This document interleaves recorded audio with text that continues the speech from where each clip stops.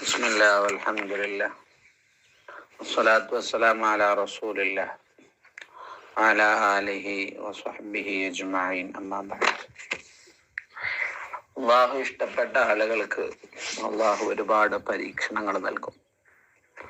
പരീക്ഷണങ്ങൾ ഉണ്ടാവുക എന്നുള്ളത് അള്ളാഹുവിന് നമ്മോട് ദേഷ്യമുണ്ട് എന്നുള്ളതിൻ്റെ അടയാളമല്ല, മറിച്ച് ഇഷ്ടമുണ്ട് എന്നുള്ളതിൻ്റെ അടയാളമാണ്.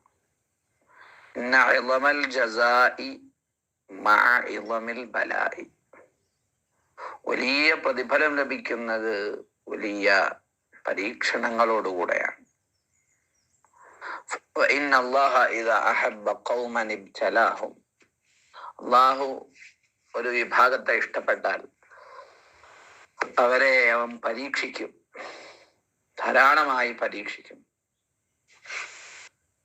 ഏറ്റവും വലിയ പരീക്ഷണങ്ങൾ ഉണ്ടാവുന്നത് അമ്പിയാക്കൾക്കാണ്, പിന്നെ ഔലിയാക്കൾക്കാണ്, സ്വാലിഹീങ്ങൾക്കാണ്. പ്രവാചകന്മാരുടെ ചരിത്രങ്ങളൊക്കെ നാം പരിശോധിച്ചു നോക്കും.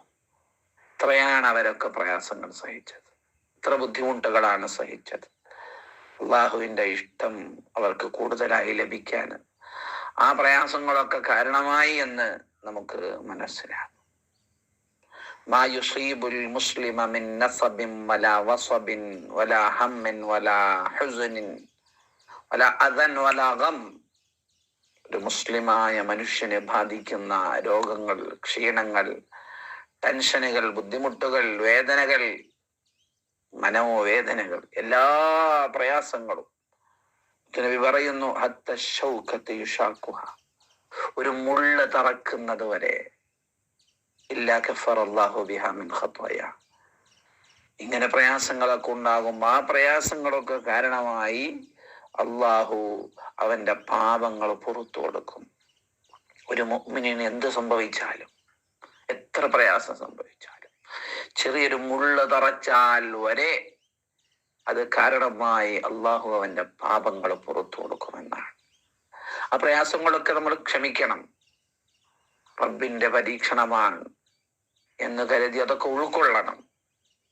അതല്ലാതെ അത് കാരണമായി റബ്ബിനെ ധിക്കരിക്കുന്ന വർത്തമാനങ്ങൾ, നന്ദിയില്ലാത്ത വർത്തമാനങ്ങൾ നമ്മിൽ നിന്ന് ഉണ്ടാവാൻ പാടില്ല. മുത്തുനബി പറഞ്ഞല്ലോ, അജബൽ അംരിൽ മുഅ്മിൻ. മുഅ്മിനായ മനുഷ്യന്റെ കാര്യം മഹാത്ഭുതമാണ്. ഇന്ന അംറഹു കുല്ലഹു ഖൈർ. അവന്റെ കാര്യം മുഴുവനും നന്മയാണ്. എന്തു വന്നാലും അവന് നന്മയാണ്. വലൈസ ദാക ലിഅഹദിൻ ഇല്ലാ ലിൽ മുഅ്മിൻ. മുഅ്മിനായ മനുഷ്യനല്ലാതെ അങ്ങനെ ഉണ്ടാവൂല. എല്ലാ കാര്യങ്ങളും ഖൈർ. എന്നിട്ട് മുത്തുനബി പറയുന്നു, ഇൻ അസ്വാബത്തുഹു സറാ ശകർ ഫകാന ഖൈറൻ ലഹു.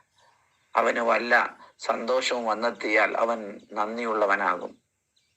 അതപ്പോൾ ആ സന്തോഷം അവന് നന്മയായി മാറി. ഇൻ അസ്വാബത്തുഹു ദറാ സ്വബർ ഫകാന ഖൈറൻ ലഹു. ഇനി ഒരു ബുദ്ധിമുട്ട് ബാധിച്ചാലോ അവൻ ക്ഷമിക്കും, അതും അവന് ഖൈറായി. മുഅ്മിനായ മനുഷ്യൻ എല്ലാ അവസ്ഥയിലും ലാഭം കഴിയുന്നവനാണ് മുഅ്മിൻ. നിഅമത്തുണ്ടാകുമ്പോഴും പരീക്ഷണങ്ങൾ ഉണ്ടാകുമ്പോഴും എല്ലാം നന്മയായി മാറുന്നു. മഹാന്മാർ വിശദീകരിക്കുന്നുണ്ട്, ഫലാ യഖ്ലു ഹാലുഹു മിൻ ഖൈർ. ഒരവസ്ഥയിലും അവന് നന്മ ലഭിക്കാതെ പോകുന്നില്ല. ലഅന്ന ഖൽബഹു മുഅല്ലഖും ബില്ലാഹ്. കാരണം അവന്റെ ഖൽബ് എപ്പോഴും അല്ലാഹുവുമായി കണക്റ്റഡ് ആണ്. അള്ളാഹു അങ്ങനെയുള്ള മുഅ്മിനീങ്ങളിൽ നമ്മൾ ഉൾപ്പെടുത്തി തരട്ടെ. നമ്മുടെ എല്ലാ പ്രയാസങ്ങളും മാറ്റി തരട്ടെ. അള്ളാഹു നമുക്ക് ക്ഷമയും സമാധാനവും തരട്ടെ.